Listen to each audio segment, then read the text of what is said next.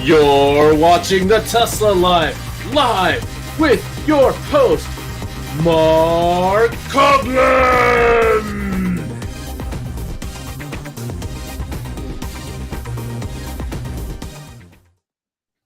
I don't know how I feel Hello, about everybody, and welcome to the Tesla Live number 315. Here we are, the 12th of, what is it? July. Man, Yeah. halfway through July. It's really snuck How is up it on me. Q3 already? That's impossible. That's crazy. That's crazy fast. 2023. Welcome, everyone, to the show. Now, I'm confused. Derek shows that he was in the chat room first, but he logged in at 6:30, half hour before showtime. So, Derek, if you're still there, send a note now so we know that you've been waiting half an hour online. But with that, let's Derek, introduce... Wake up, Derek. With that, here's the crew. We've got with us, as per usual, Mr. Casey Green joins us from areas undisclosed with his co-host, Moto. How are you today? Doing quite well. Like, what are we, chopped liver? Like, she wouldn't keep these on until Lee Moon's music was on, and then now they're on. We were talking to her. She's like, She likes Lee Moon's music. yeah, But not my voice, because she's trying to pull him off right now. or mine. Play the intro again. Just to keep her. I can do that. We're going to play the music for the whole show now. That's going to be crazy. We're gonna have to pay Lee Moon double or triple. That's right. That's right.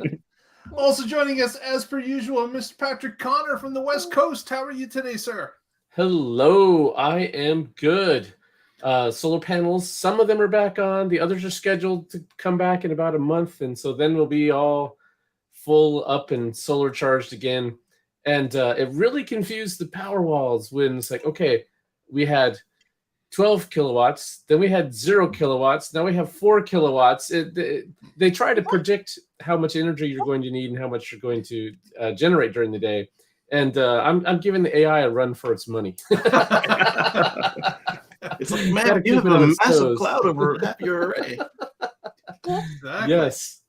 Yeah. Before we get into the stories, I want to rant about something. So I watch a lot of YouTube. I listen to a lot of podcasts, and a lot of them are eco-focused. There's a YouTube channel called Climate Town with I think Riley Williams. It's his channel, and he's great. He's done all this stuff talking about how the fossil fuel industry, the shenanigans that they play, how they've duped consumers, how they try to place blame on the individual when it's really the structure that they've put in place through lobbying and other things.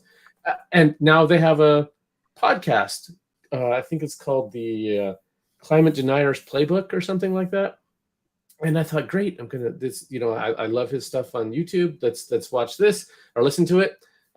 First episode was great. It was talking about how if you say one of the things that the fossil fuel industry does is if you're saying we need to move off of fossil fuels, they're saying, well, like that microphone you're talking into was made with petrochemicals and all the products and goods you get come to your house because of fossil fuels, and you're such a hypocrite. But I don't set the microphone on fire every day. Exactly. Yes. And how yes, there are some good uses for fossil fuels. There are a few. I will grant that when they're being used for medications and things. But that's not the part that we need to. That's not the part that's going into the atmosphere and causing massive problems. So they're doing this false equivalency thing to try to make you just shut up. You know how much cobalt energy your battery? Well, exactly. Level 3, almost nothing. Right. And do you know how much cobalt is used for desulfurization of your fuel? Yes, exactly. Yeah. So it's little things like that, and they're trying to get that information out. And I thought that's great. First episode, I'm down. Second episode, they talk about EVs. I'm like, now I'm really interested. Right? This is my jam. And they went into this diatribe about how the real problem with society is that it requires cars, and cars are the problem. And so to solve it, cars are not the solution. To which, whether they're EV or non-EV. So it just turned into car bashing, which, okay, you want to make society better for so that people can bike and walk, great. but I live in this world right now, today, as it is, and I got to get to work and the grocery store and the gym, and public transportation is great. I use it frequently, but it's not something I can use every day. It takes significantly longer to get places. There's some places you just can't go, depending on what you're buying. It's not something you could even carry back on the bus. So I don't know. I just found it like they were supposed to be debunking all these things that deniers are using, and instead they did just the opposite, and like it informed it. And they said things like, well, transportation is only a third of our CO2. So even if all of them switch to solar powered EVs tomorrow, that only solves a third of the problem. Only a third? I mean, how ridiculous is that statement? Especially in the first one, when they were saying that incremental changes are important and good, and that's how we get to the right destination. To then say that, I don't know, it was very disappointing that somebody who I thought knew what was up and was on the right path, and Patrick, need to formulate an email and send it to them. You've got all these great points. You've got all these great points based on the actual publication. You should put them together in a cards with cords response and mail it to them. Oh, that is a great idea. So This Week in Science did the same thing about 5 years ago, and I sent them a lengthy email. They actually read it on their next episode and addressed all the points, and were like, wow, we didn't think about it that way.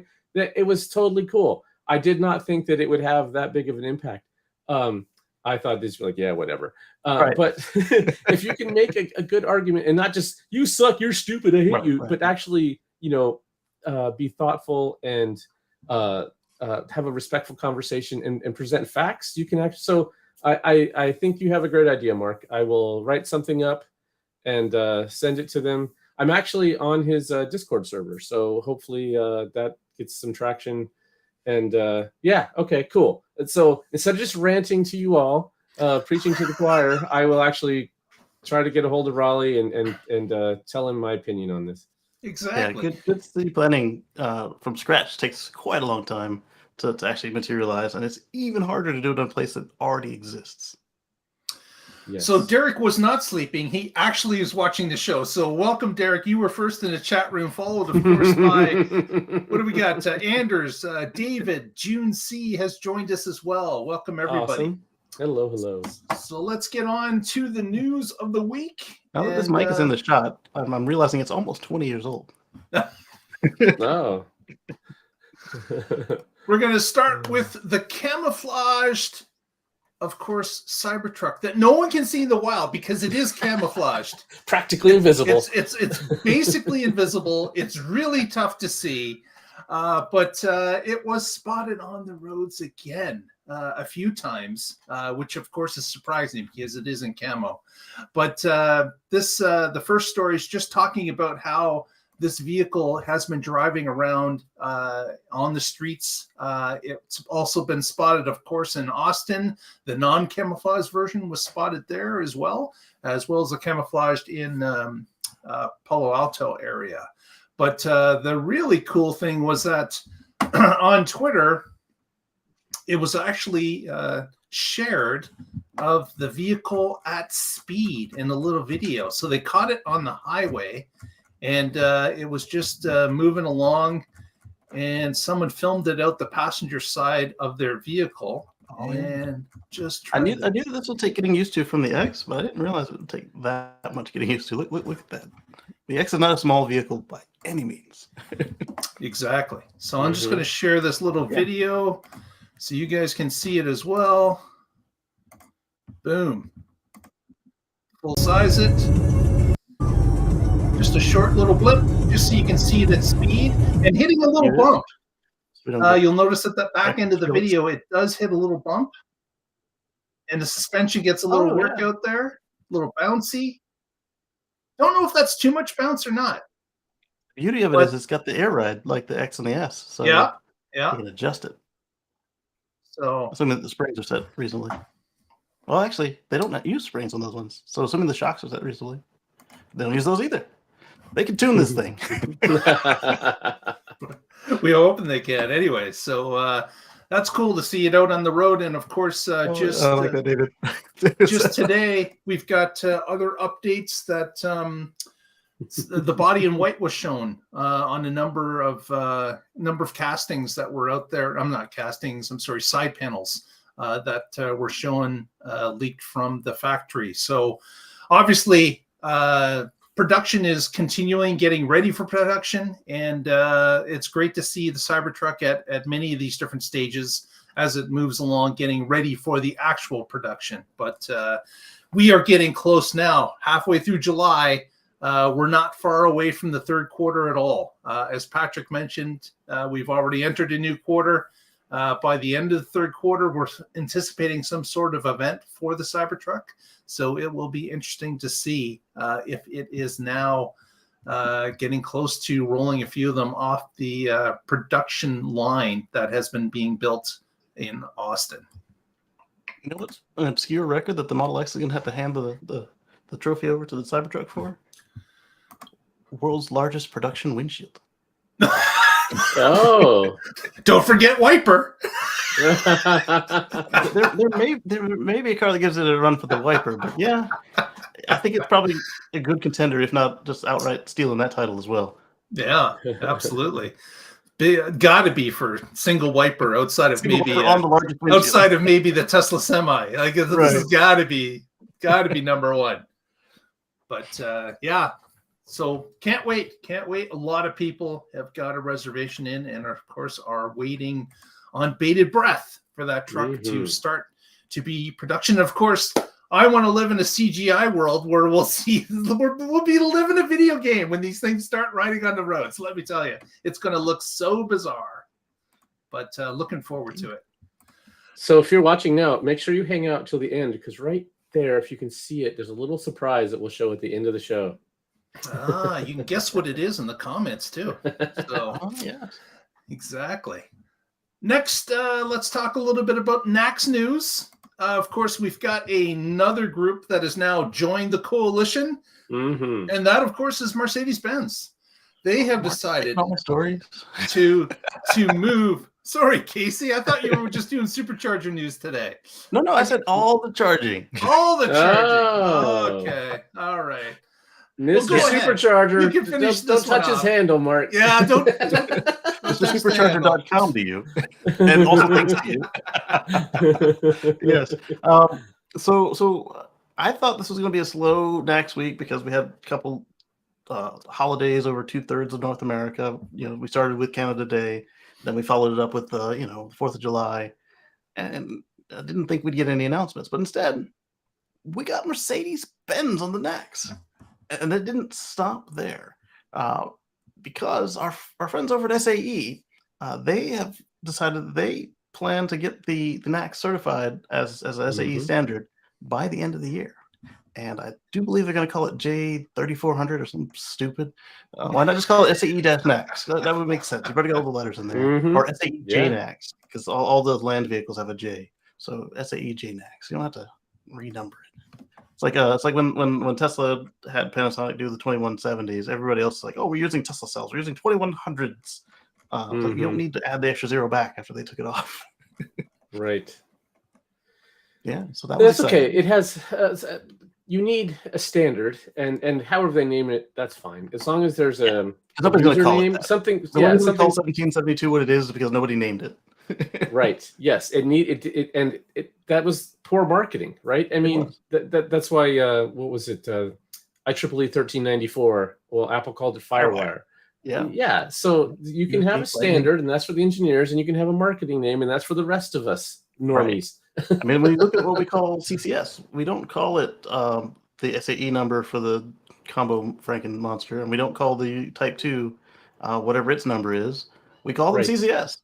To the point where until they finally saw the light, that they were trying to pretend they were the same plug because we called them the same thing. Yep. So it's again another added to the NACS coalition, and still waiting to hear back from VW. Well, yeah, Mercedes is important. Mercedes is important. BMW, Hyundai. There's not many left. Toyota. Not many left. But one of the other things that SAE is planning to do with this, as they bring it into the books, aside from copy Tesla's notes into their own book real quick, is they want to update the plug-in charge standard that CCS itself was using. Was it 15.11 or something like that?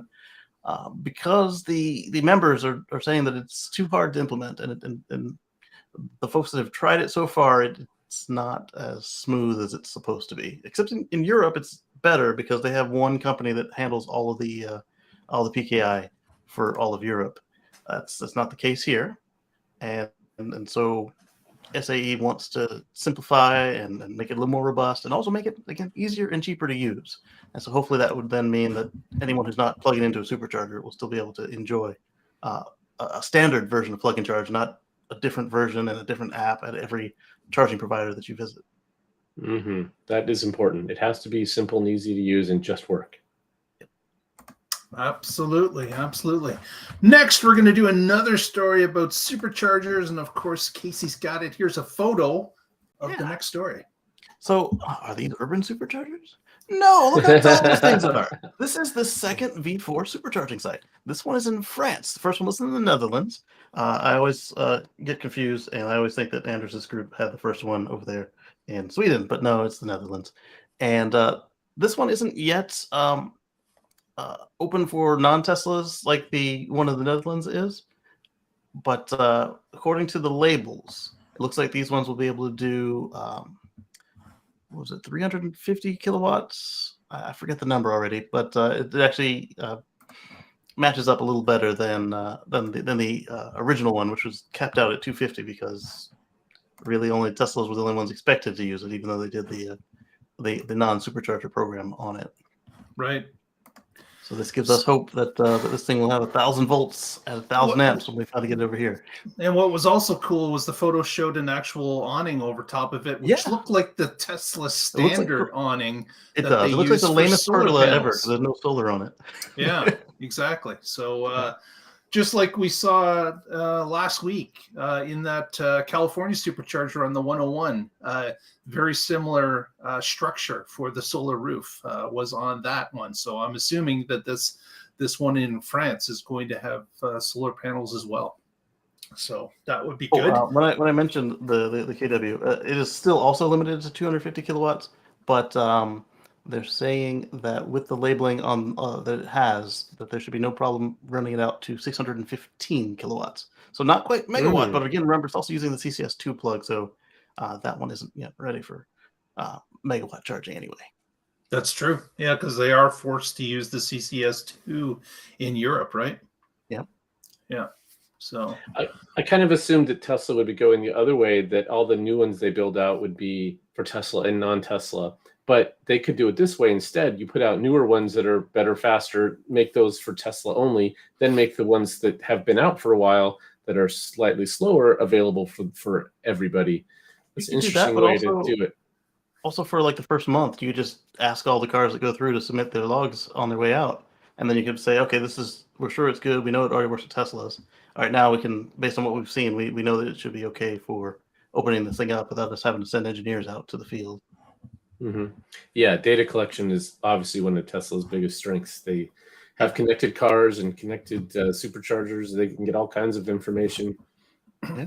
And then with the with it only being open to Teslas at the moment, there's no need to go higher than 250 because, except for the Cybertruck prototypes and the semi truck, they don't have any vehicles on the road that can go higher than 250 in their present software state.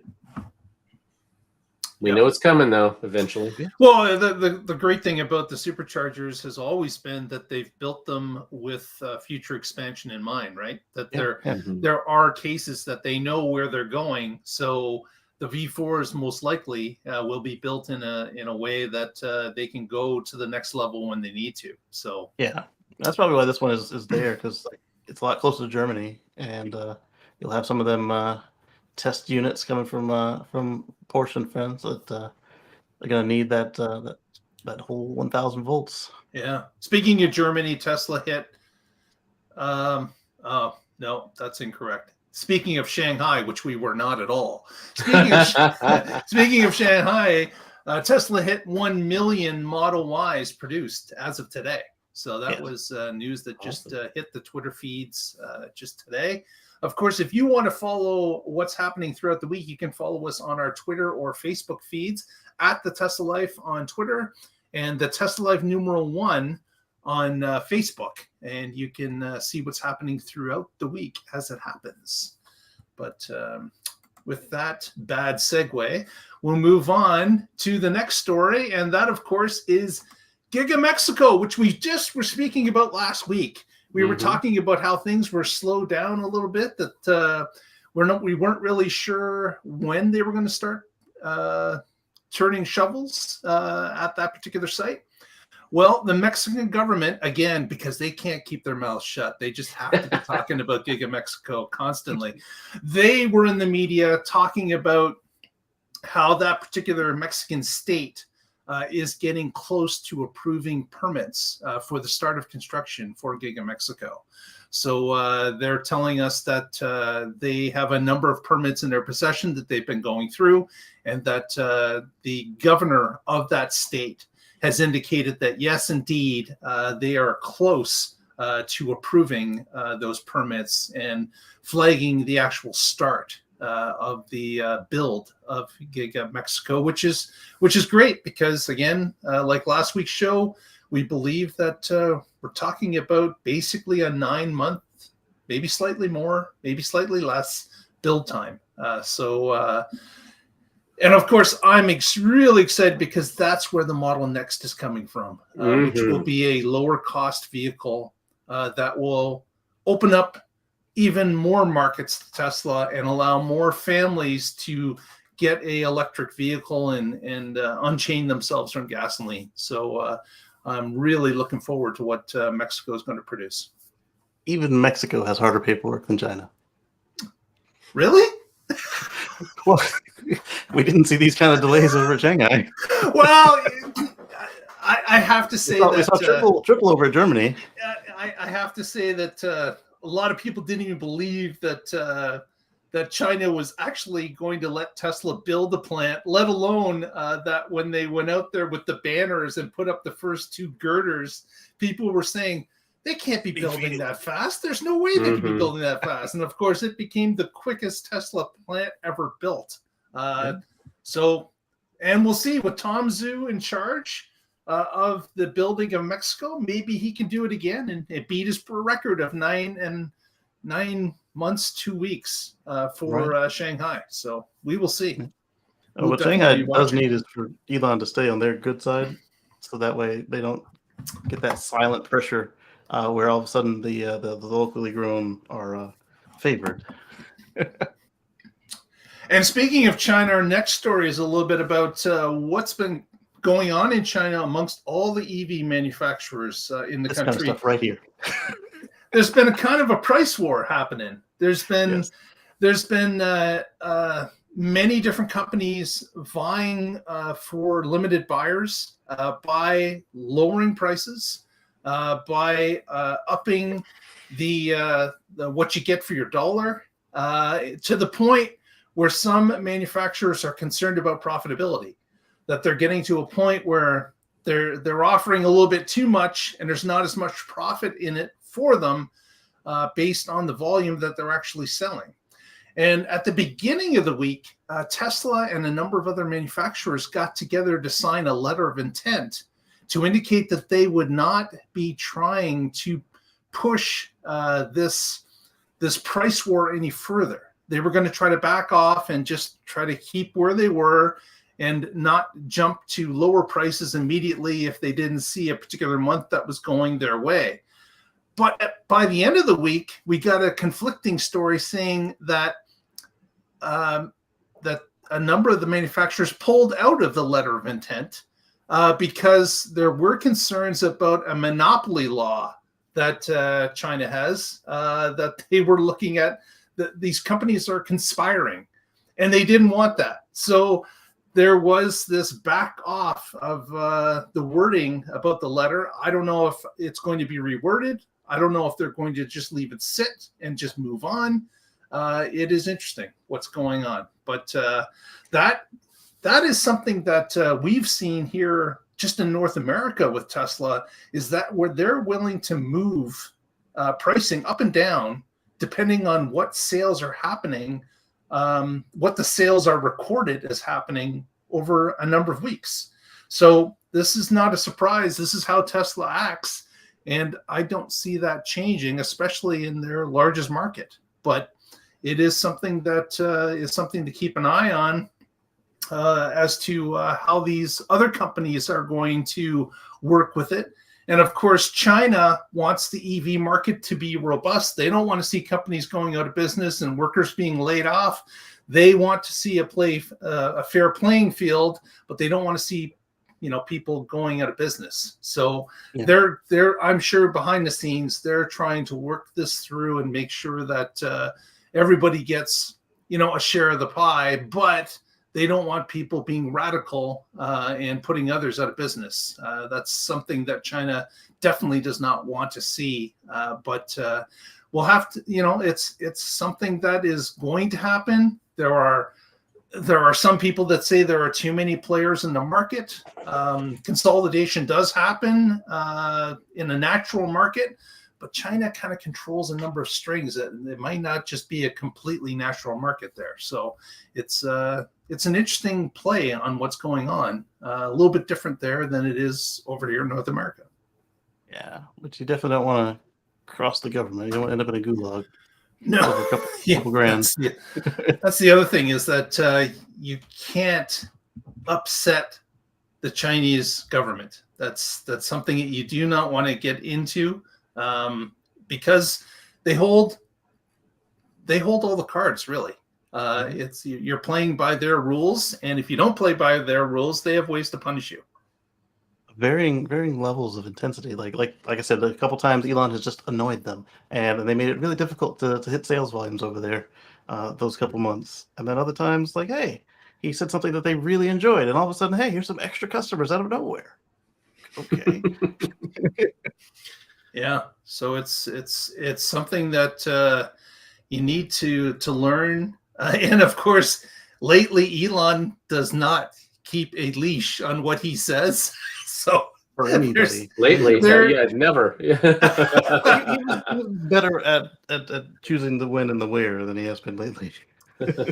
So there is. If this happened in the U.S., there would already be a dozen lawsuits or a class action lawsuit, or especially if Tesla were involved, it would just be all over. Yeah. Instead, it's just silently being backpedaled. Well, another thing that's of interest is that the Chinese market is growing in leaps and bounds when it comes to EVs. I believe they almost doubled their EV volume over the past year. So that's one thing with a ruling party that's able to direct the population to do certain things without. There's none of this back and forth and let me think about it and I'll keep my diesel truck for as long as I want. It's going to be, we're pushing you in this direction. You're going to follow this direction. This is the way we're going. And of course, that is going to produce monster sales as time goes along too. So everybody's vying for those sales. And I'm sure the Chinese government in the background is going, listen, everybody just calm down. We're all going to get there. There may be some bumps in the road, but with us directing what's going on to the population, they got no place but to buy an EV, basically, is what's going on. Yeah. Speaking of that, there's a lot of fluffery going on here saying that, EVs aren't selling because, look, the dealers can't get them off the lot. That's not a problem that Tesla has. So, yeah, and as we know in North America, that's over 66% of the market. So it's not an issue. And if it becomes a little bit of an issue, Tesla adjusts pricing, adjusts incentives a little bit here and there. And that's it. They're still selling at those inflate. And of course, they're working in a market where they're adding to the amount of cars being produced every week. As Giga Texas continues to grow and get online, they're just adding more to what they have to sell with Fremont. It's just being added to. So they're expanding constantly, and their sales expand with them. With that, we're going to move on to Mr. Roboto. And Patrick's got a story for us that was kind of surprising and might be part of the sales too. That's right. Optimus takes Manhattan. Uh-oh. Yes. This is what they warned us about. Tesla has taken Optimus Subprime, their robot, and put it on display in their New York City store. And it's creating a lot of buzz. There are people there taking pictures of it. And they have done this, I think it was in Shanghai as well. But anyway, they're not walking around and doing anything. It's a static display. But the fact that they're doing this, just it creates a lot of buzz. Yep. And you know that as they have new breakthroughs, at some point they will have an arm moving around, or they will have it walking in the store when it's to the level that can show this stuff off. And this is going to bring in customers. This is going to be an attraction. People are going to want to see it, and when it rolls out to a store near you. And I just thought it was really cool. The robots today are super expensive. Well, you could say the same thing about EVs a decade ago. They were super expensive. Now they're much more affordable. So Tesla's going to use that same engineering and design philosophy to drive the costs down, to make this much more affordable. I don't know a whole lot of people that have, Boston Dynamics robots in their house doing cool stuff because they're just not affordable. So if you're NASA and you're trying to build a few robots to do something, you can spend a few $1 million on it. If you just want one for your house, well, you need somebody that's actually driving cost out and making it attainable. And that's what Tesla is working on, which is really cool. And I just thought this was a milestone towards an interesting future. It'd be cool. What kind of future is that? Yes, well, this one, not necessarily. We don't have steam bots running on diesel today, but we are moving towards a future free from fossil fuels. but what would be really cool is if the Optimus Subprime here is not a mannequin, but is actually a working unit, and it's just in retail mode, and that's just what retail mode is this month, is static. So that way, as they update it, it could do the arm waving thing, and that would. There's nothing saying they didn't, but I think that'd be cool. Yeah, I just thought of Jeff from Craig Ferguson's show with the one arm moving. That'll be the next software update. Look at the way the Model X showroom mode has evolved. It used to be like if it was in showroom mode and the doors were closed, you couldn't open them, or if they were up, you couldn't close them. Now you can open and close them depending on what site you're at. And so if that's the same thing, it's full hardware, like the current what they're using, and then all of a sudden one day it just gets a software update, and now it can greet the people in the store. That would be cool. I think at this point their hardware is still evolving too much for them to put working units out. That they I think they're just doing a shell because they are still so in such active development. But like Peterson museum style, that'd be really sweet. Like this is our alpha, but it's running the current software. Yeah, that would be cool. Speaking of museums, I think this particular story would be good for a museum. And we got ourselves a Model X that's been severely modified. I believe that these rivets seen on the outside, that they're probably not rivets, obviously. But, is it just a wrap? It looks like it's a wrap, but it looks like these actual rivets are 3D. Yeah. So it looks like there's actually a rivet that has been glued to the outside of the vehicle on top of the wrap. Oh, wow. Yeah, when I saw this, I was like, that's not even how it would go. And then I saw the back of the car, and I was like, oh, well, fair enough. So the back of the car is Valley Forge Ironworks, Lancaster, PA, and it has a California plate. Yeah, so it's an advertising wrap for that business, and so that's why I was like, oh, fair game. Yeah. So they try to make it look like it's made out of it looks like it's iron. rusted. Look, it even looks like there's cracks in it. It's incredible detail that was done to this. I can't imagine how many glue spots you'd have to put on all these little rivets. But for the I front, thought, it looks like somebody was trying fake patina. And I'm like, it wouldn't rust that way. It would just get white and crusty because it's aluminum. but it's like someone took a Model X and replaced it with iron side or steel side, and it's rusted over 10 years. It's 1300 steel.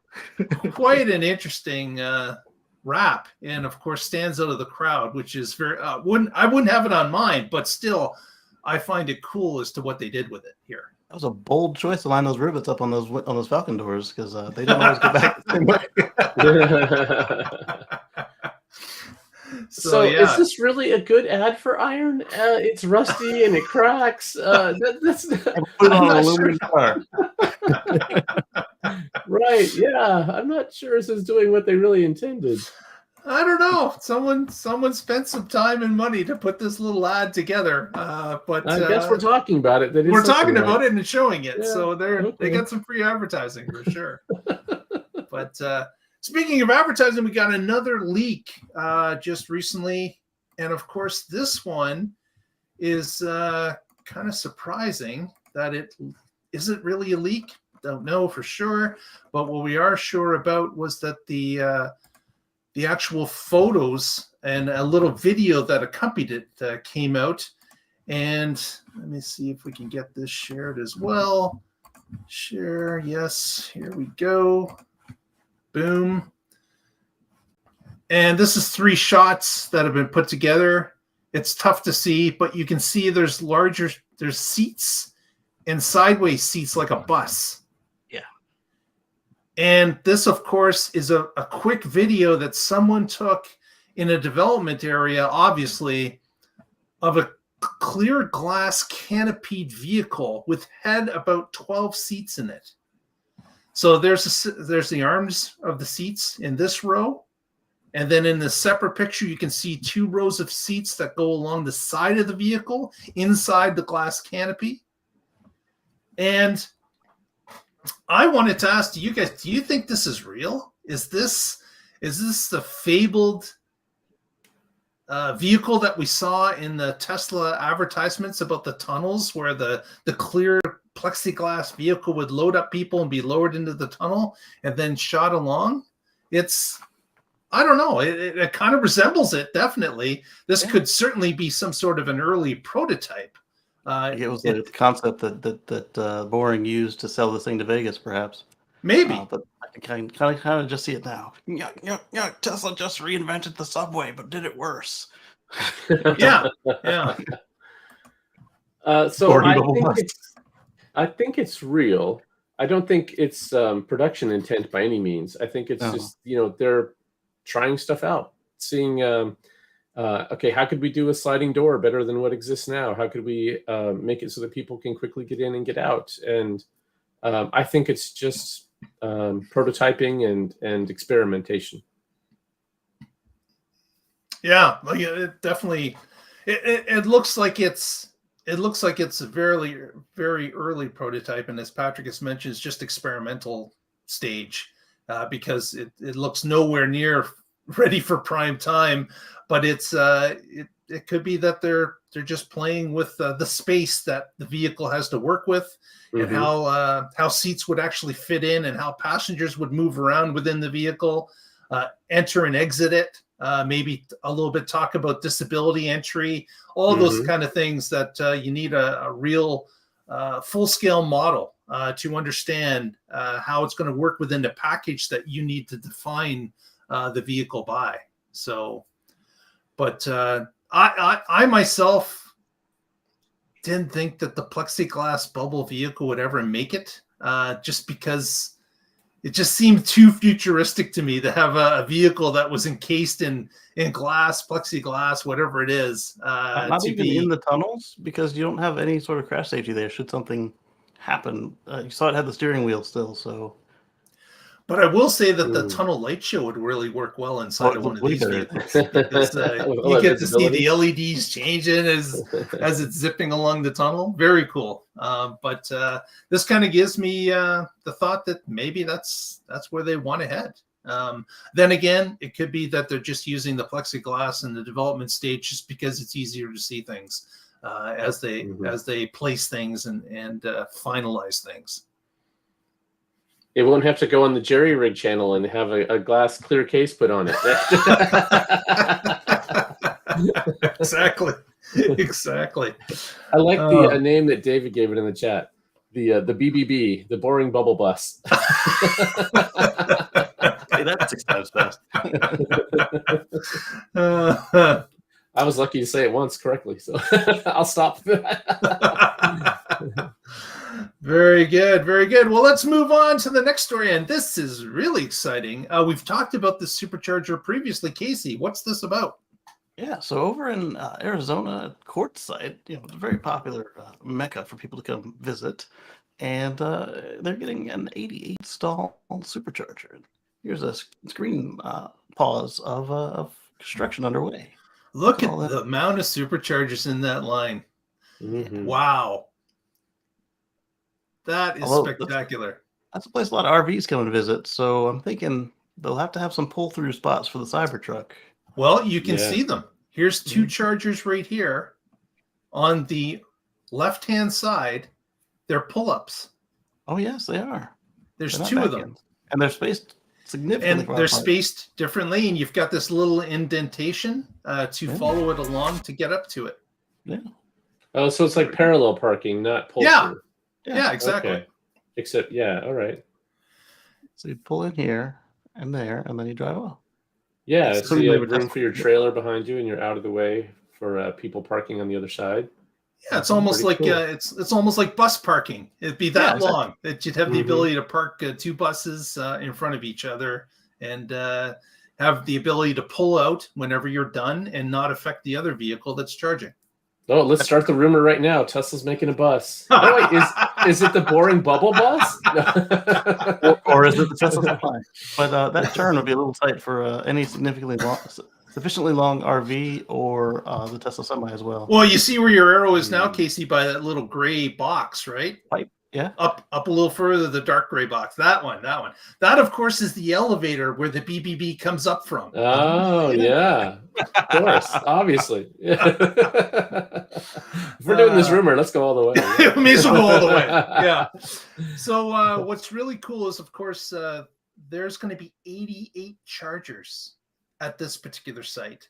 88. And there already is 24 chargers at another site that's basically across the street.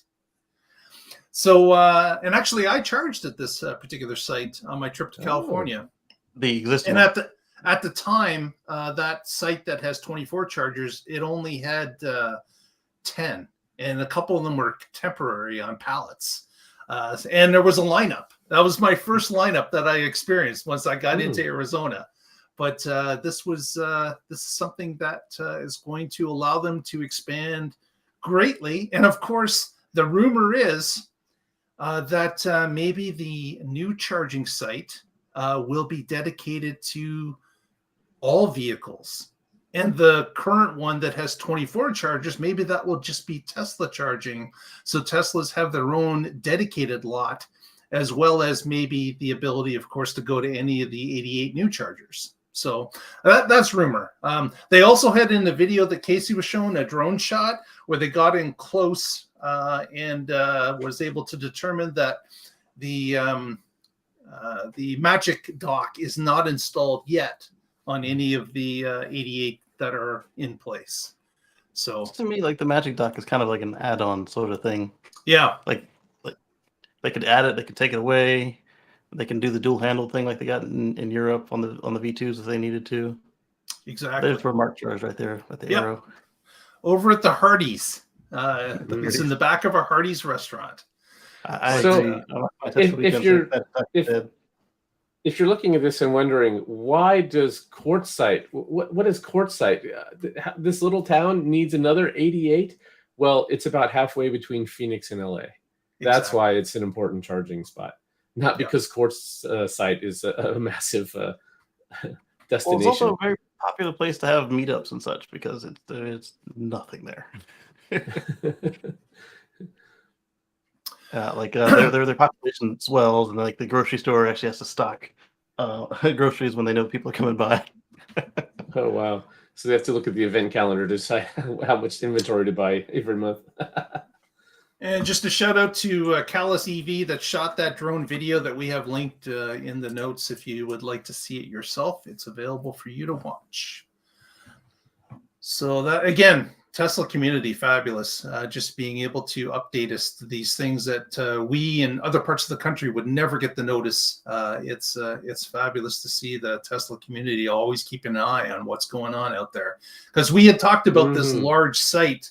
It must have been 6 months ago when we knew it was coming. And here we can see that they're getting to the point where the actual stalls are in place, and it looks like some electrical work and paving is going to be required, and they're going to be up and running shortly based on what we see in those photos.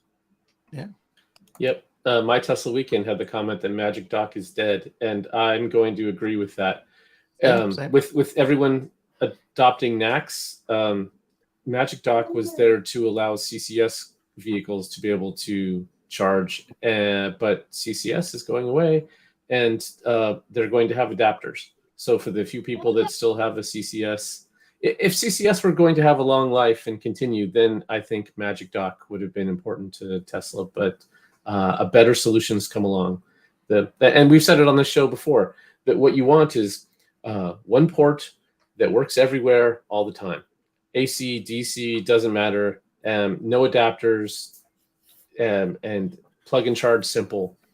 And Magic Dock is an elegant solution for an adapter, but it's still an adapter.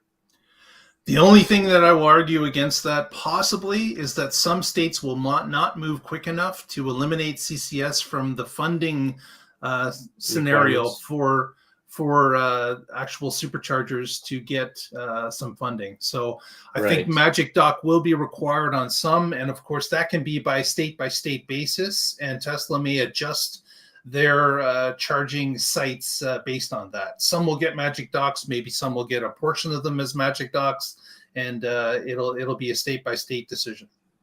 Right. So but what's really cool is they could move away from Magic Docks in the future if they had to, because it's just a hose and handle swap a wire and handle swap. It's the module that the module that holds the handle from falling on the ground, basically.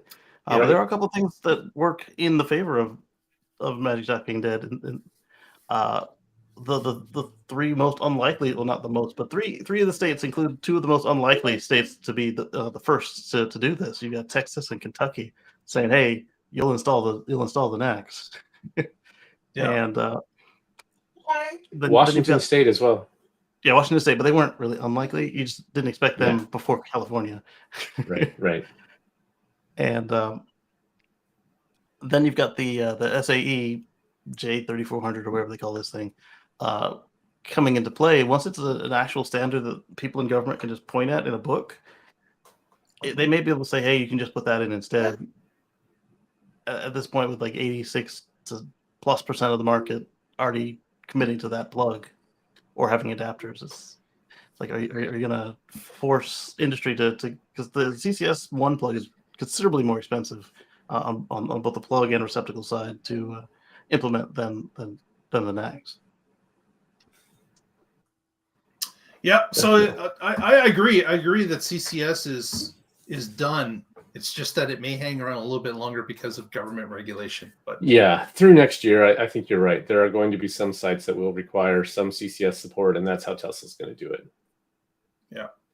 Yep. Very good. On to the next story, and it's a warning from Tesla that Patrick's got for us. That is right. If you want a Model 3 and you are eligible for the tax credit, you might only have about 6 months to get that vehicle. So Tesla has put a warning on the Model 3 page that says after December 31st of this year, the federal tax credit may be reduced. So we have talked about this quite a bit on the show here, how there have been cars sold with battery packs that were not made in the US that were eligible for the tax credit this year. And we're like, how did they do that? Well, it's not that this car qualifies, that car doesn't. It's as a percentage wise for the whole fleet of vehicles sold by model in the US, do they make a percentage over that percentage? But these rules are getting stricter with every year under the IRA to make sure that there is more of it manufactured in North America. And so we don't know what the impact's going to be. Is it going to be cut in half? Is it going to be some other fraction? But Tesla is warning buyers that if you want a Model 3 and you want the tax credit in full, this is the year to get it. Now, the interesting thing that this article points out by Simon Alvarez is that a similar warning does not exist on the Model Y page as of the time he wrote this today. So, or at least published it today. So that's interesting. Does that mean that there are going to be more US-made batteries put into the Model Y because they're going to be using things from Austin, whereas the Model 3 is going to be using more imported batteries, LFP from cattle in China, maybe? So it's interesting to see how this is going to play out. And we say it all the time on this show. If you see something you like now and it meets your needs and your budget, don't hesitate because things could change. And here's one. At least you're getting 6 months, 5 months, and 2 weeks of warning. Yeah, which typically is not the way. Right. Typically, the website updates overnight, and that's Yes. how you find out. Right. Or Elon makes a tweet. Right. That was me in the Model S40. Elon tweeted. I was like, no. With this, it echoes something that happened a few months ago with the same vehicle. Tesla had warned us on the order page, hey, this is coming up with the where they actually put in the actual rules into place, and we are not confident that we're going to qualify for all of them because politics. They didn't know how it was going to actually hit the books, and so they issued the same warning. And then a couple of weeks later, or a couple of months later, they ended up saying, yeah, every Model 3 qualifies, even those that we said didn't. And as Patrick said, this could mean that they're going to have more China content, or it's not likely there's going to be any more changes to the rules other than the instant cash out credit at the place of purchase. So that kind of indicates that Tesla's going to do something that might make them not qualify in the future. And they'll let you know now, hey, if you have that down payment almost ready, you might want to get it together. Yep, speed it up a little bit. Get yourself in line before the end of the year. But another fact is that, of course, the Gigafactory Nevada, they're producing 2170s, which go in both the 3 and the Y. Right. So it could be they're ramping up one or the other. It could be that they can only make so many batteries, and maybe they're saying, you know what, our more profitable vehicle is the Y, therefore it's getting the American batteries from Nevada so that we can fully qualify. And we're going to be piecemealing the 3, maybe just one model of the 3, maybe the standard range. Who knows? Mm-hmm. But there's a lot of things in play here, a lot of things in flux that will change, I would think, month by month based on what Tesla is bringing in and what the sales are. Well, they also promised us that the Powerwall would be going phosphate, so they might be using some of that line because they already made Tesla Energy right there in Nevada anyway. So perhaps, like you said, it's more profitable to the stuff that's already compliant. Just go ahead and send that out for the Model Y, and then, hey, we don't have enough Canadians to buy these China cars. Let's go ahead and for the the base models, or maybe the base 2 models, let's go ahead and bring them in, but they won't qualify for the full credit. Yeah. Mm-hmm.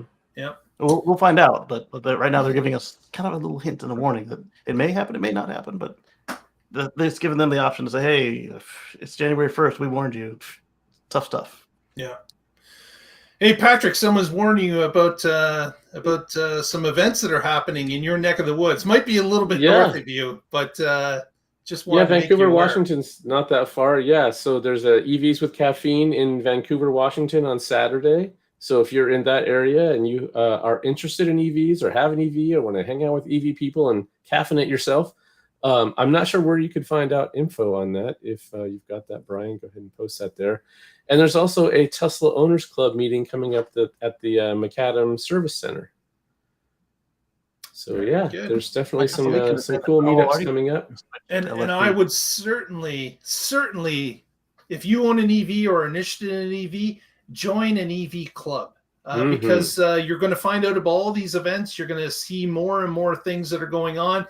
You'll figure out how to get involved. People will allow you to bestow information, even about what you're interested in, learning things. It's a great way to meet people and a great way to learn more about the entire EV environment. But with that, we're near the end of the show, and Patrick promised us that there was some new reveal that he was going to let us know about. All right, so go ahead and pull up the image. I think that's the best way to do it. Yeah, I gotta find the button. Stand by. Got the image. Share screen window. There it is. Yep, I received a bottle of singed burnt hair. The you can see that there's a little bit missing. It leaked a bit in the container. So Oh no! Yeah, yes, my wife was not happy. This it does smell like burnt hair. I thought that they were going to do something more elegant and just have this smoky ness to it, and yeah, it stinks. It's a really pretty bottle. David says, "Open it." Oh yeah, I've opened it. Yeah, it's a little. He keeps it closed now that he's opened it once. Yeah, exactly. Yes, I washed it off because it had leaked some and was covered, and mine's not the only one that leaked. I guess a lot of them were doing that, and if you lost a significant amount, you can report it, and they'll send you a replacement. A new one. Yeah, but yeah, this 2/3 of the bottle is probably about 2/3 more than I'll ever use, so we're good. But yeah, so it's got its little place over there, sitting next to the Tesla tequila and the boring fire extinguisher.